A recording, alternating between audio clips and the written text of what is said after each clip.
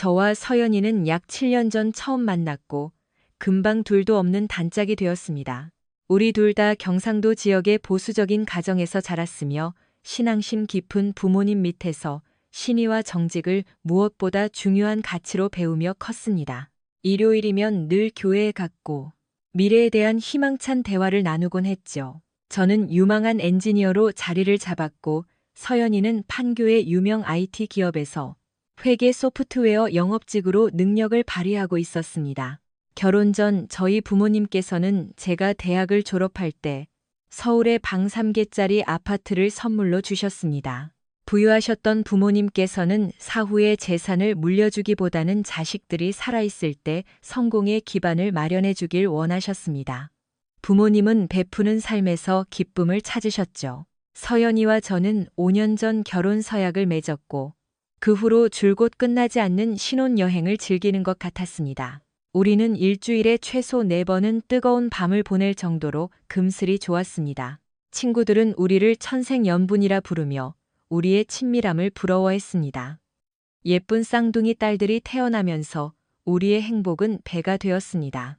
아이들이 태어난 후 우리의 모든 관심은 사랑과 정성이 가득한 환경에서 아이들을 키우는 데 집중되었습니다.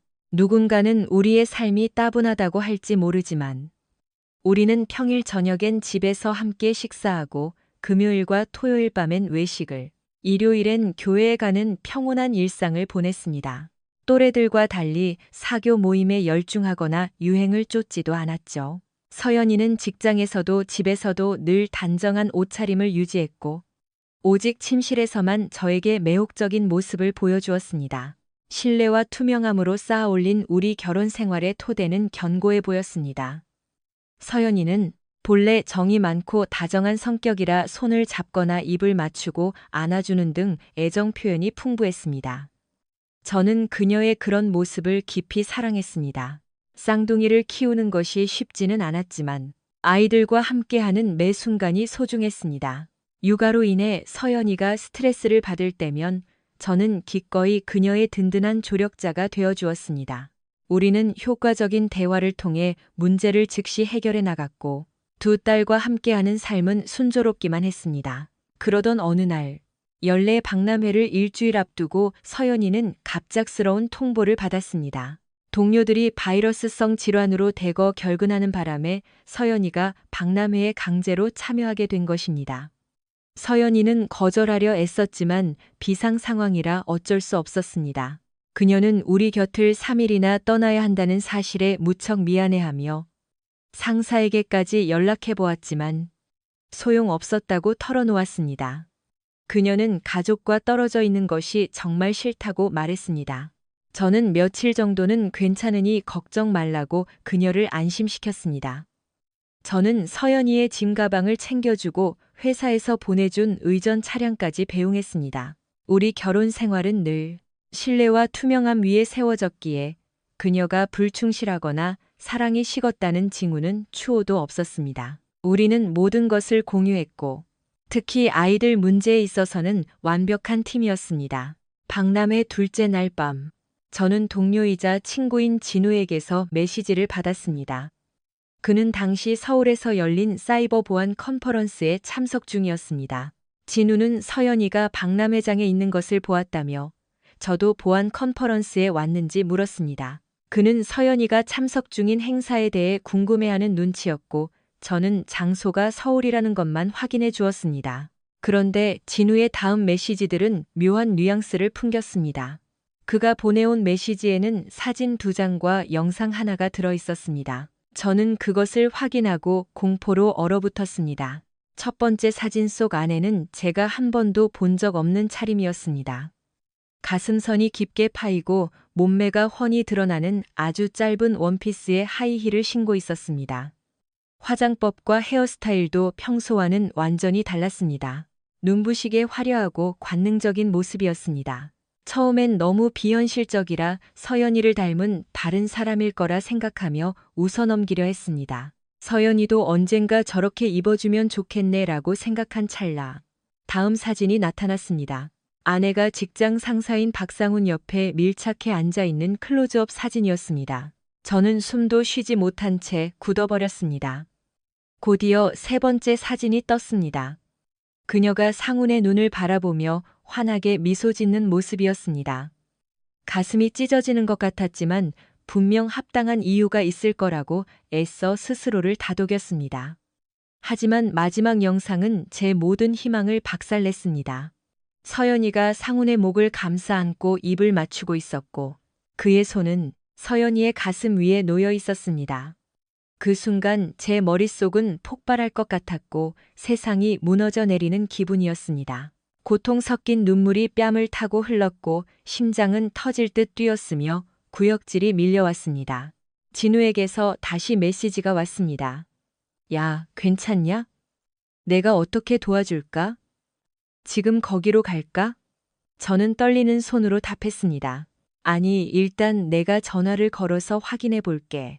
저는 아내에게 전화를 걸었습니다. 신호음이 몇 번 울리더니 음성 사서함으로 넘어갔습니다. 저는 목소리를 가다듬고 좋은 저녁 보내라는 짧은 메시지를 남겼습니다. 그리고 진우에게 상황을 물었습니다. 방금 통화를 시도했는데 안 받아. 어떻게 된 거야? 진우는 미안한 기색이 역력했습니다. 민준아, 정말 미안하다. 네가 전화하니까 가방에서 폰을 꺼내더니 번호를 확인하고는 다시 집어넣더라고. 나도 내 눈을 믿을 수가 없다. 재수 씨가 저런 옷을 입고 저렇게 행동하는 거 처음 본다. 진우야, 괜찮아. 솔직하게 말해줘서 고맙다. 넌 정말 좋은 친구야. 이건 내가 알아서 해결할게. 일단 그녀와 마주치지 말고 무슨 일이 생기면 나한테 알려줘. 하지만 굳이 미행까지 하면서 시간 낭비는 하지 마라. 나머진 내가 할게. 너 진짜 괜찮겠어? 아니, 전혀 안 괜찮아. 하지만 뭘 해야 할지는 알 것 같아. 견뎌볼게. 저는 전화를 끊고 독한 술을 한 잔 들이켰습니다. 어두운 거실에 홀로 앉아 20분 만에 무너져 내린 제 세계를 바라보았습니다. 우리 관계에 문제가 있다는 징후를 전혀 채채지 못했습니다. 이게 대체 얼마나 된 일일까? 내가 정말 멍청했던 걸까? 아니, 그녀는 한 번도 의심할 구실을 주지 않았습니다. 오히려 지난 6개월 동안 우리의 관계는 더 돈독해졌고 친밀감도 깊어졌습니다. 그 모든 것이 가식이었다고 생각하니 혼란스러웠습니다. 1시간 뒤 진우가 사진과 영상을 더 보내왔습니다. 상훈의 등에 손을 얹고 춤을 추는 모습, 플로어 한복판에서 키스하는 모습, 그리고 음악이 끝난 줄도 모르고 단둘이 남은 플로어에서 깊게 입을 맞추는 사진까지. 우리 사이는 끝났음을 직감했습니다. 하지만 아직 밝혀내야 할 진실이 많았습니다. 저는 엔지니어 특유의 분석적인 능력을 발휘하여 계획을 세우기 시작했습니다. 서연이는 전혀 예상치 못한 모습으로 저를 놀라게 했으니까요. 밤 10시경 마지막 사진을 확인한 뒤 저는 깊게 숨을 들이마시고 그녀에게 전화를 걸었습니다. 최대한 평정을 유지하며 제가 모든 사실을 알고 있다는 기색을 전혀 내비치지 않았습니다. 여보. 아까 전화 못 받아서 미안해. 저녁 회의 중이라 못 받았어. 보고 싶어 죽겠다. 지금 당장 당신 곁으로 가서 안아주고 싶어. 서연이가 답했습니다. 나도 보고 싶어, 여보. 정말 사랑해. 전화해줘서 고마워. 애들은 잘 있어? 사진 좀 보내줘. 엄마 보고 싶다고 난리야. 내일 일찍 가려 했는데 상사가 꼭 남으라고 해서 어쩔 수가 없네. 떨어져 있기 정말 싫다. 당신 오면 우리 파티하자. 오늘 업무 끝났어? 난 이제 자려고. 오늘도 피곤한 하루였네. 사랑해, 여보. 내일 또 전화할게. 잘 자, 서연아. 말로 다 못할 만큼 사랑해. 전화를 끊자마자 눈물이 터져 나왔습니다. 제가 한 말은 진심이었습니다. 저는 그녀를 누구보다 사랑했고 이 모든 게 악몽이기를 간절히 바랐습니다. 자정이 넘었지만 잠을 이룰 수 없었습니다. 그녀가 정말 호텔 방에 있는지, 지금 무엇을 하고 있을지 상상하게 되었습니다. 진우에게서 또 메시지가 왔습니다. 호텔 로비 소파에서 서연이와 상훈이 키스하는 사진이었습니다. 상훈의 손은 서연이의 짧은 치마 속으로 들어가 있었고 서연이는 그의 목을 껴안고 있었습니다. 그들은 공공장소임에도 아랑곳하지 않고 애정을 과시하는 연인처럼 보였습니다. 진우는 민준아, 나 이제 철수할게. 재수 씨 지금 많이 바쁜 것 같다. 더 보고 싶지 않으면 여기서 그만할게. 라고 했습니다. 고통스러웠지만 사진을 보내준 친구에게 고맙다고 답했습니다. 이제 됐어. 그만둬. 그 사람 잘못이지 네 잘못이 아니야. 더 이상 엮이지 마라. 정말 고맙다. 저는 울다 지쳐 잠이 들었습니다. 가장 사랑하는 사람에게 배신당했다는 사실이 뼛속까지 시렸습니다. 하지만 몰려오는 피로와 잠든 아이들의 숨소리가 고통을 잠시 덮어주었습니다. 다음 날 아침. 서연이는 하트와 뽀뽀 이모티콘이 가득한 다정한 메시지를 보내왔습니다. 제가 너무 보고 싶다며 집에 돌아가면 뜨거운 밤을 보내자는 암시까지 담겨 있었습니다. 그녀가 돌아왔을 때 그녀는 마치 아무 일도 없었다는 듯 평소보다 더 달콤하고 다정하게 굴었습니다. 저는 혹시 그녀가 해리 장애를 앓고 있거나 자신도 모르게 약물에 취했던 건 아닐까 하는 헛된 희망까지 품어보았습니다. 하지만 이내 현실을 직시해야 함을 깨달았습니다. 우리의 일상적인 대화는 평소와 다름없었고 서연이는 재회를 고대하고 있었습니다. 그녀의 배신 그 자체보다 그 뒤에 숨겨진 뻔뻔한 거짓말이 저를 더 아프게 했습니다. 상훈과 껴안고 있는 모습을 보는 것만큼이나 속고 있다는 기분이 괴로웠습니다. 저는 진우의 제보를 받은 직후 기술적인 조치를 취했습니다. 엔지니어로서의 경험을 살려 그녀의 휴대폰에 추적 소프트웨어를 몰래 설치했습니다. 원래는 분실 대비용이라고 둘러대며 서연이에게 설치법까지 가르쳐줬던 앱이었죠. 최신 버전으로 업그레이드된 이 앱은 활성화될 경우 통화, 메시지, 이메일을 녹음하고 클라우드에 자동으로 업로드하는 기능이 있었습니다. 사생활 침해라는 생각은 들었지만 상황이 저를 그렇게 몰아갔습니다. 이전까지 저는 그녀를 추호도 의심한 적이 없었지만 이제 신뢰는 조각나 있었습니다. 관계를 회복하고 싶은 마음과 두 딸을 보호해야 한다는 생각 사이에서 갈등이 깊어졌습니다. 다행히 3살배기 쌍둥이 육아는 저를 쉴 새 없이 움직이게 만들어 관계의 파탄을 생각할 틈을 주지 않았습니다. 아침을 차리고 아이들이 어지럽힌 집을 치우고 인형 놀이를 해주는 그 순간들이 역설적이게도 저를 버티게 했습니다. 3살 쌍둥이를 돌보는 일은 전쟁터나 다름없습니다. 오후 이 시경 겨우 아이들을 낮잠 재우고 집 정리를 마친 뒤 샤워를 했습니다. 그리고 컴퓨터 앞에 앉았습니다.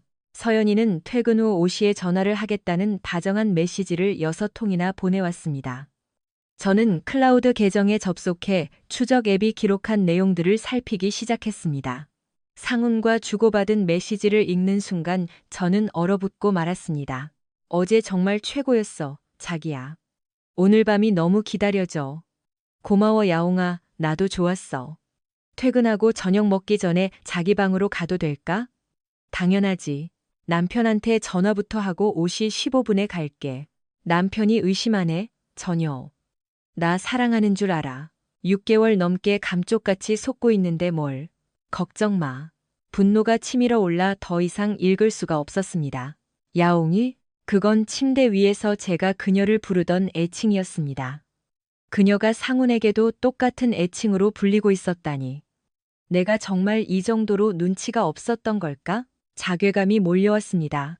저는 노트북을 집어던지고 비명을 지르며 탁상용 스탠드를 벽에 내동댕이 쳤습니다. 스탠드는 산산조각이 났고 억눌러왔던 분노가 저를 집어삼켰습니다. 다른 가구까지 부수려던 찰나 아이들의 울음소리가 들렸습니다. 정신이 번뜩 들었습니다. 저는 침실로 달려가 두 아이를 품에 안고 달랬습니다. 깨진 유리 파편들을 정리하고 아이들을 거실에서 놀게 한 뒤 저는 다시 술을 따랐습니다. 이 결혼은 끝났고 이제 행동해야 할 때였습니다. 저는 클라우드에 쌓인 자료들을 더 이상 확인하지 않았습니다. 대신 서연이가 저를 속인 것처럼 저도 똑같이 연기하기로 했습니다. 다정한 남편이자 아빠의 모습을 유지하면서 뒤로는 복수를 준비했습니다. 이혼 전문 변호사를 선임하고 사설 탐정을 고용했습니다. 제게 가장 중요한 건 오직 아이들의 행복뿐이었습니다. 여보, 애들은 잘 있어. 엄마 보고 싶대. 나도 하루 종일 당신 생각뿐이야. 나도 그래, 여보. 빨리 가서 당신을 제일 뜨겁게 안아주고 싶어. 저 역시 가식적인 말을 내뱉었습니다. 빨리 보고 싶네. 나의 아름다운 아내. 곧 만나자. 평정심을 유지하려 애쓰며 15분간 통화했습니다. 오시 15분이 되자 그녀는 사랑해, 민준 씨. 호텔 셔틀버스가 와서 이만 끊어야겠다. 이따 카톡할게. 라고 말했습니다. 또 한 번의 손쉬운 거짓말. 그녀는 정말 재능이 있더군요. 나도 사랑해, 나의 사랑. 당신이 상상하는 것보다 훨씬 더.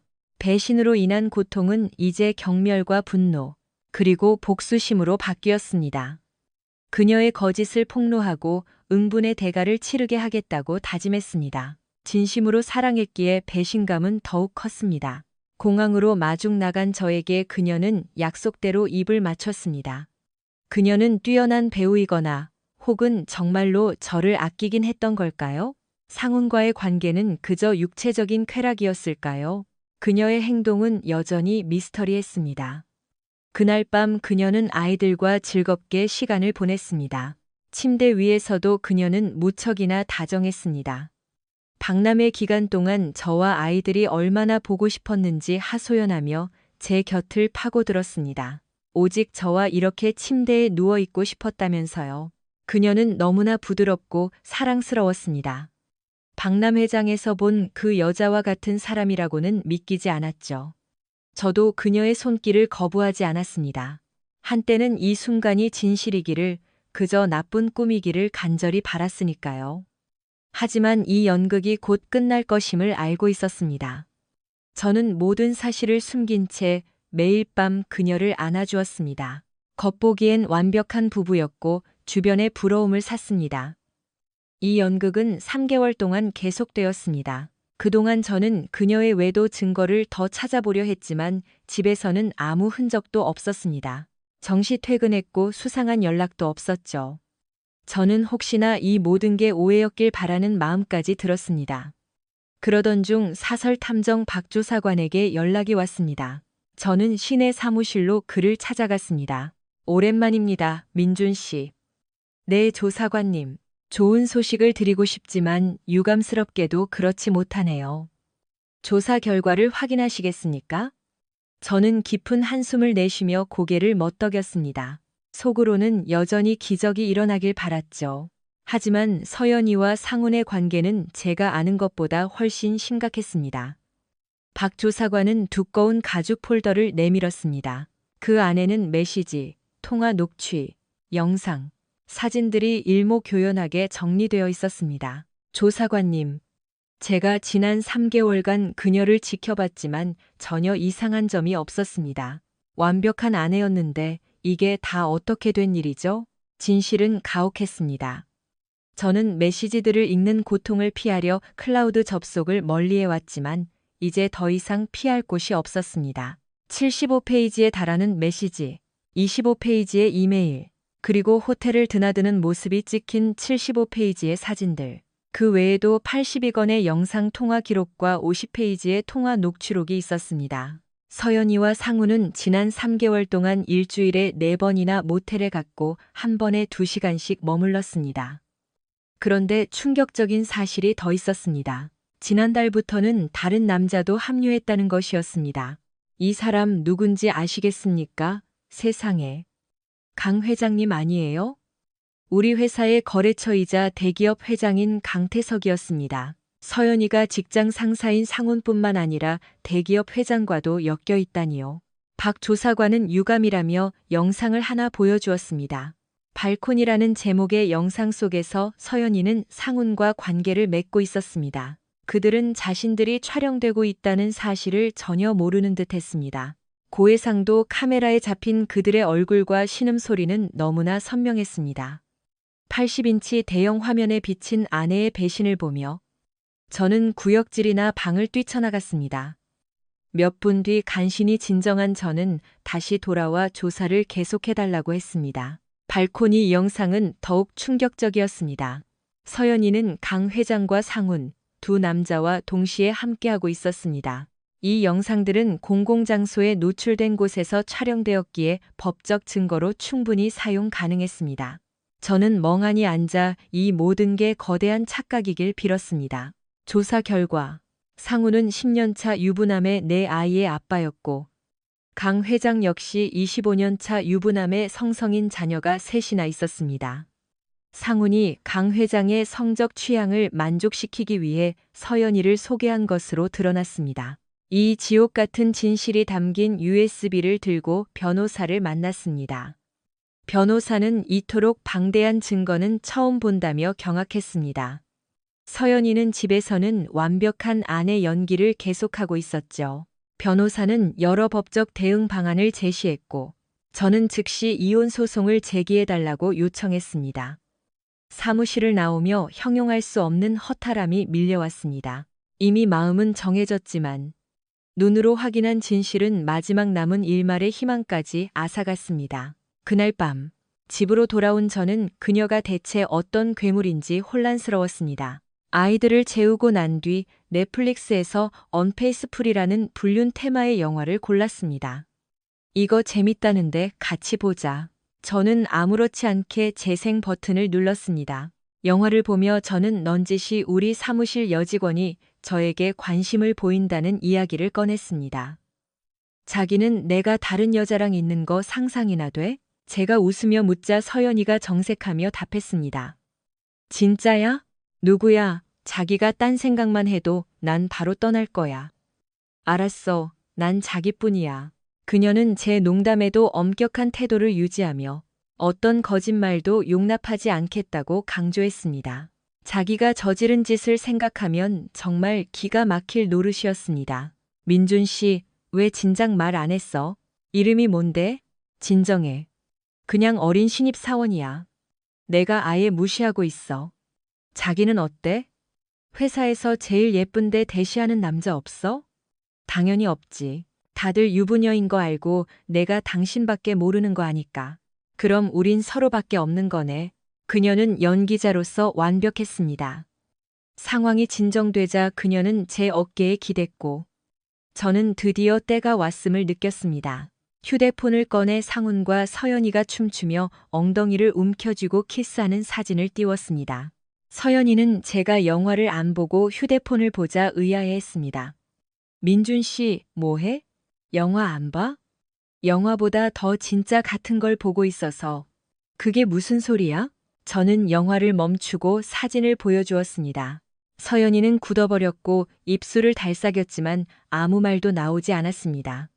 정말 뜨겁게도 키스하네. 서연이는 상훈에 대해 설명하려 했습니다. 이거 어디서 났어? 그냥 회식 자리에서 분위기에 취해 그런 거야. 내 친구 진우가 너희 식당에 있는 거 보고 찍어 보낸 거야. 처음에 너 아닌 줄 알았대. 평소랑 옷차림이 너무 달라서. 그 원피스 남자친구한테 잘 보이려고 산 거야? 자, 어디 변명이나 들어보자. 여보, 그냥 춤만 춘 거야. 상훈 씨가 술에 취해서 갑자기 달려든 거라고. 영상에 안 찍혔지만 나 바로 뺨 때리고 난리쳤어. 절대 허락 안 해.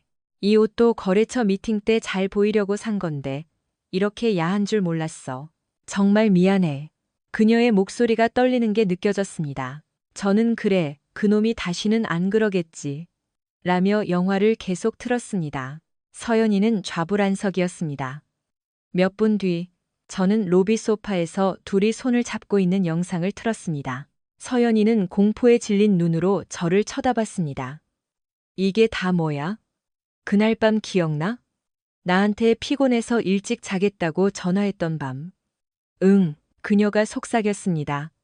웃기지? 내 전화 끊고 2시간 뒤에 진우한테 이 영상이 왔어. 더 볼래? 저는 그녀와 상훈이 키스하며 은밀한 부위를 만지는 장면을 보여주었습니다. 새로운 변명 있으면 해봐. 저는 미소 지었습니다. 분노는 사라지고 오직 멸시만 남았습니다. 그녀는 결국 무너져 내려 울음을 터뜨렸습니다.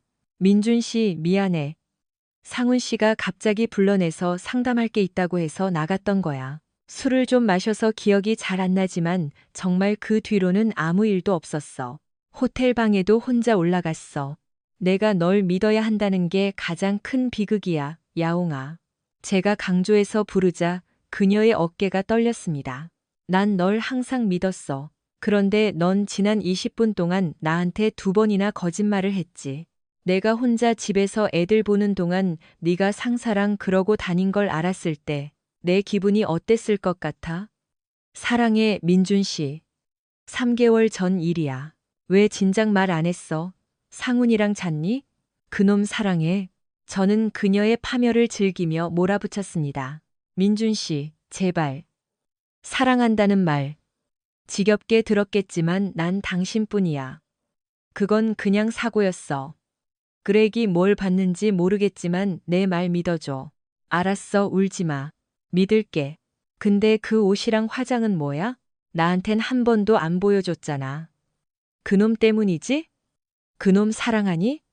나 떠날 생각이었어? 아니야, 민준 씨. 난 당신 절대 못 잃어. 다른 여자들 다 그렇게 입길래 나도 예뻐 보이고 싶어서 그랬던 것뿐이야.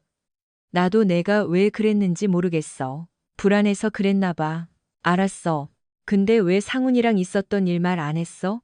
정말 아무 일도 없었고 내가 다 정리했으니까. 당신 걱정시키기 싫었어. 그리고 그 사람 내 직속 상사잖아. 회사 잘리면 어떡해. 만약 무슨 일 생겼으면 당연히 바로 말했겠지. 자기도 알잖아. 저는 그녀를 달래며 입을 맞추고 품에 안았습니다. 그녀는 제 품에서 한참을 울었습니다. 이것은 한 달간 이어질 제 잔혹한 복수극의 시작이었습니다. 그날 밤 우리는 관계를 맺었습니다. 저는 그녀의 숙련된 몸짓을 보며 남편이 아닌 그녀의 정부 중 한 명이라고 스스로를 최면 걸었습니다. 그녀는 자신이 얼마나 저를 사랑하는지 증명하려는 듯 그 어느 때보다 열정적이었습니다. 그 후 몇 주 동안 매일 밤 그녀의 완벽한 연기가 펼쳐졌고 저는 그 광경을 즐겼습니다. 다음 날 아침, 저는 클라우드에서 상훈에게 보낸 메시지를 확인했습니다. 세상에, 누가 우리 사진 찍어서 민준 씨한테 보냈대. 친구가 식당에서 나 봤나 봐. 키스하는 거 찍혔다는데 어떡해. 아, 맞은편에 폰 들고 있던 남자 기억나. 데이빗 친구였나 봐. 민준 씨가 다 알고 있으면 어쩌지?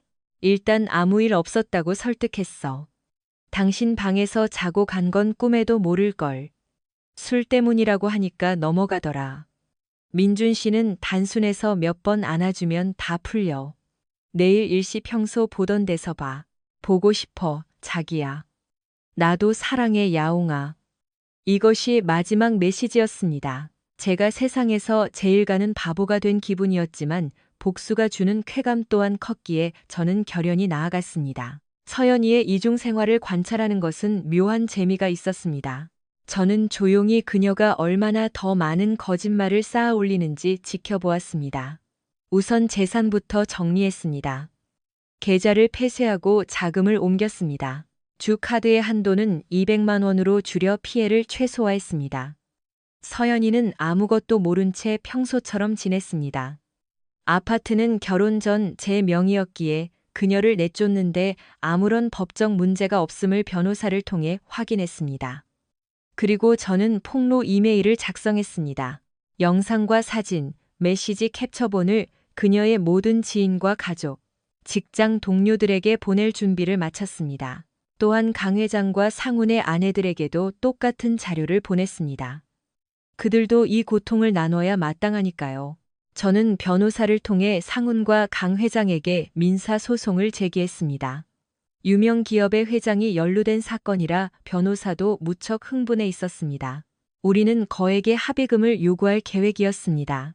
직장 내 성희롱 및 부적절한 관계를 폭로하기 전, 저는 아동보호 전문 변호사와 협력하여 두 딸에 대한 단독 양육권을 확보하기 위한 자료를 철저히 수집했습니다. 몇 주 동안 우리는 겉으로 보기엔 평온한 가족의 모습이었습니다. 저는 예민한 주제를 교묘히 피해가며 그녀를 안심시켰습니다. 제 침묵이 그녀를 서서히 미치게 만들고 있었을 겁니다. 저는 그녀를 더 자극하기 위해 질문을 던졌습니다. 서연아, 박람회 이후로 상사님이 자기에 대해 별말 없어? 뭐 공유할 얘기 없니? 그녀의 뻔뻔한 대답을 듣는 것은 흥미로웠습니다. 이제 그녀가 언제 거짓말을 할지 예측할 수 있을 정도였죠. 그녀는 아무 일 없다며 태연하게 굴었습니다. 회사에서는 철저히 공적으로만 대하고 있다면서요. 저는 저 여자가 내 아이를 낳은 아내가 맞는지 소름이 돋았습니다. 그날 밤, 저는 제 안에 남은 마지막 분노를 쏟아붓듯 그녀를 안았습니다. 세상에 민준 씨, 오늘 왜 이래? 평소보다 훨씬 거칠고 대담한데.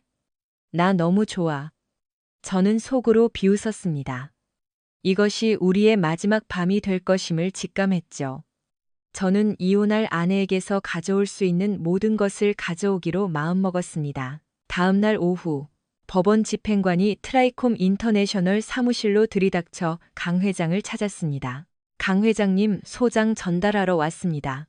강 회장은 넓은 집무실에서 공포에 떨며 소장을 읽어 내려갔습니다. 그는 즉시 비서를 시켜 상훈을 불러들이라고 소리쳤습니다. 상훈 역시 같은 시각 소장을 전달받았습니다. 그는 강 회장의 집무실로 뛰어들어갔고 둘은 망연자실에 서로를 쳐다봤습니다. 이게 어떻게 된 거야? 상훈아, 내 아내가 알면 난 끝장이야. 네가 그 여자는 절대 배신 안 할 거라고 장담했잖아. 당장 해결해. 안 그러면 네 가족까지 다 파멸시켜버리겠어. 강 회장은 자수성가한 잔혹한 사업가였고 자신의 앞길을 막는 자는 용서하지 않는 인물이었습니다. 상우는 겁에 질려 집무실을 나왔습니다. 서연이에게 따지러 가려는데 복도 저편에서 서연이의 방을 막 거쳐 나온 집행관과 마주쳤습니다.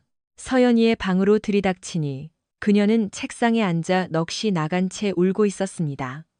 제가 몇 달 전 겪었던 절망을 그녀도 똑같이 맛보고 있었죠. 그녀는 한참 뒤에야 간신히 입을 뗐습니다. 민준 씨가 다 알고 있었어. 어떻게 이럴 수 있지? 다 알고 있었다니. 그게 무슨 소리야? 방금 이혼 소장 받았어. 우리 관계 다 들통났다고. 우리? 강 회장님이랑 나도 소송당했어. 민사소송까지 걸렸다고. 증거가 대체 어디까지 있는 거야? 가서 민준 씨 좀 말려봐. 안 그러면 강 회장님이 우리 다 죽일 거야. 제발 가서 해결해. 서연이는 떨리는 손으로 짐을 챙겨 집으로 향했습니다. 사랑하는 남편이자 아이들의 아빠가 자신을 버리려 하고 있었습니다. 그녀는 이혼하고 싶지 않았습니다. 민준을 사랑했지만 욕망을 참지 못했을 뿐이었죠. 그녀는 어떻게든 그를 설득해야 했습니다. 텅 빈 집에 도착하니 아이들은 평소처럼 민준의 누나 집에서 지내고 있었습니다. 그녀는 형님께 전화해 오늘 밤은 자기가 데리고 있겠다고 했습니다. 서연이는 씻고 화장을 고친 뒤 긴장된 마음으로 민준을 기다렸습니다. 6시 정각 차고 문 열리는 소리가 들렸습니다. 서연이네. 오늘 상훈이랑 같이 있을 줄 알았는데. 아, 맞다. 그놈 유부남이지? 애도 넷이나 있고. 좀 난처하겠네. 민준의 차가운 말에 그녀는 그의 손을 잡고 소파에 앉혔습니다. 평소보다 훨씬 차분하고 자신감 있어 보이는 그의 모습에 그녀는 더욱 겁이 났습니다. 그녀가 평소보다 다정하게 굴자 저도 모르는 척 연기했습니다. 민준 씨, 나 오늘 소장 받았어. 근데 나 이혼하기 싫어. 나 당신 정말 사랑하고 당신 없으면 안 돼. 서류에 사인 안 할 거야. 상훈 씨는 아무 의미 없었어. 그냥 육체적인 것뿐이었고 정말 실수였어. 다시는 안 그럴게. 약속해. 오, 약속한다고? 그럼 이제 믿어도 되는 건가? 그래, 다 잊고 예전으로 돌아가자. 제가 미소 짓자 그녀는 안도하며 입을 맞췄습니다. 고마워, 여보. 정말 사랑해. 용서해줘서 고마워. 다시는 또 거짓말하려고? 정말 뻔뻔하네. 제 비꼬는 말에 그녀는 멈칫했습니다. 저는 그녀를 차갑게 밀쳐냈습니다. 망상 좀 그만해. 널 어떻게 다시 믿니? 내가 상사들이랑 호텔 다니는 거 내가 모를 줄 알았어?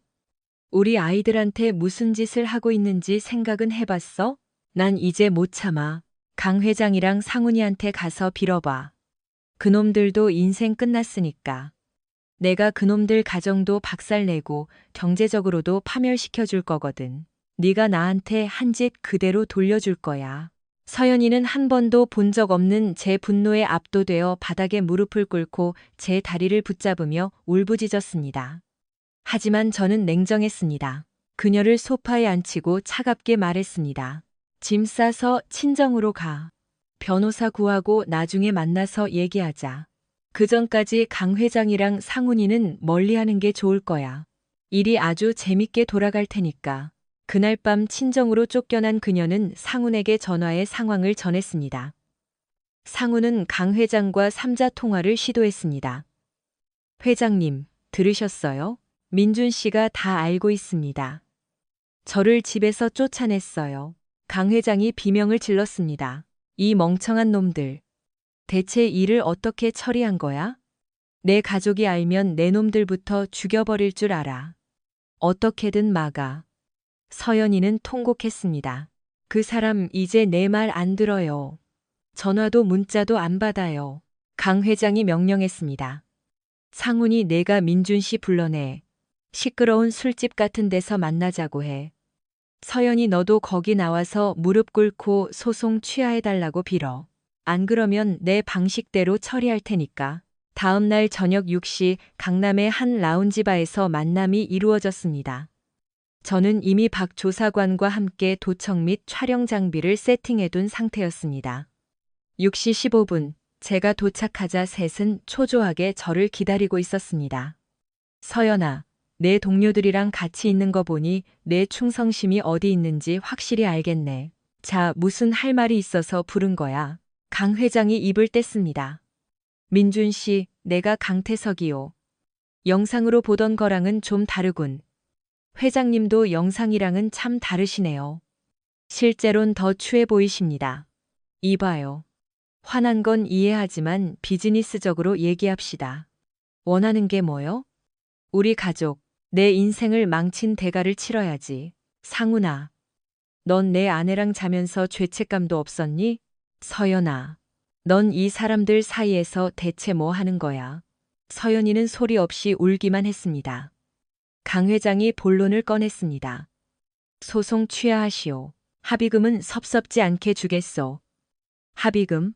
고작 돈으로 해결될 것 같습니까? 내 아내를 가졌으면 그만한 대가를 치러야지. 좋습니다. 민사소송 취하해주는 조건으로 50억 내놓으십시오. 그리고 당신들 아내 앞에 가서 직접 유죄를 시인하세요. 그럼 고려해보죠. 미쳤나? 1억 줄 테니 조용히 사인하고 꺼져. 내 가족이 알게 되면 넌 이 세상에서 조용히 사라지게 될 거야. 강 회장의 협박에 저는 미소를 지으며 술을 한 모금 마셨습니다. 협박입니까? 재밌네요. 저는 휴대폰으로 메시지를 보냈습니다. 미리 준비해둔 폭로 메일이 그녀의 지인, 가족, 회사 동료 모두에게 전송되었습니다. 또한 강 회장과 상훈의 집 앞에 대기 중이던 제 신복들이 모든 증거가 담긴 서류 뭉치를 그들의 아내들에게 전달했습니다. 강 회장은 제 여유로운 모습에 폭발했습니다. 이 자식이 진짜 내 말 안 들려? 소송 취하하라고. 제가 답했습니다. 제 대답은 하나입니다. 다 같이 지옥으로 가시죠. 그 순간 강 회장과 상훈의 휴대폰이 동시에 울렸습니다. 아내들의 전화였습니다. 강 회장의 안색이 흑빛으로 변했고 상훈은 눈물을 흘리며 사시나무 떨듯 떨었습니다. 서연이는 상황 파악을 못하고 멍하니 절 쳐다봤습니다. 이메일 확인해봐. 그럼 알게 될 거야. 강 회장은 전화를 끊더니 제 멱살을 잡았습니다. 너 죽여버릴 거야. 내 손에 죽을 줄 알아. 그는 욕설을 내뱉으며 발을 뛰쳐나갔습니다. 상훈은 절망하며 물었습니다. 왜 이렇게까지 하시는 겁니까? 내 전부였던 아내를 6개월 넘게 놀이개로 이용해 놓고 그런 질문이 나옵니까? 당신들이 파괴한 인생들에 비하면 이건 아무것도 아니야. 서연이의 휴대폰도 쉴 새 없이 울려댔습니다. 가족들의 비난 섞인 전화였습니다. 그녀는 메일을 확인하고는 경악했습니다. 어떻게 나한테 이럴 수 있어? 나 당신 정말 사랑했는데. 사랑해서 강 회장이랑 셋이서 그랬니? 넌 이제 끝이야. 네가 녹음한 거 다 법원에 제출할 거야. 넌 감옥에서 나올 때쯤이면 아이들도, 집도, 평판도, 아무것도 안 남아 있을 거다. 이게 네가 선택한 결과야. 결국 트라이콤사는 이 사건으로 큰 타격을 입었고 제게 20억의 합의금을 지불했습니다. 강 회장은 윤리 규정 위반으로 해임되었고 100억이 넘는 스톡옵션도 날렸습니다. 게다가 살인 공모 및 횡령 혐의로 징역 5년을 선고받았습니다.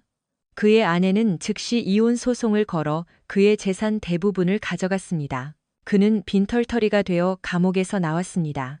상훈 역시 아내에게 버림받고 위자료와 양육비로 재산을 다 털린 뒤 일용직 노동자로 전락했습니다. 서연이는 공모 혐의로 징역 1년에 집행유예 4년을 선고받았습니다.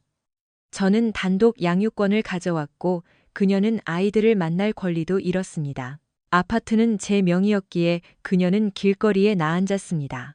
그녀는 심각한 우울증에 빠져 친정집 지하방에서 지내고 있다고 합니다. 3번의 자살 시도 끝에 정신병원을 드나드는 처지가 되었습니다. 이혼 후 저는 모든 일을 그만두고 오직 2딸을 키우는데 전념하고 있습니다.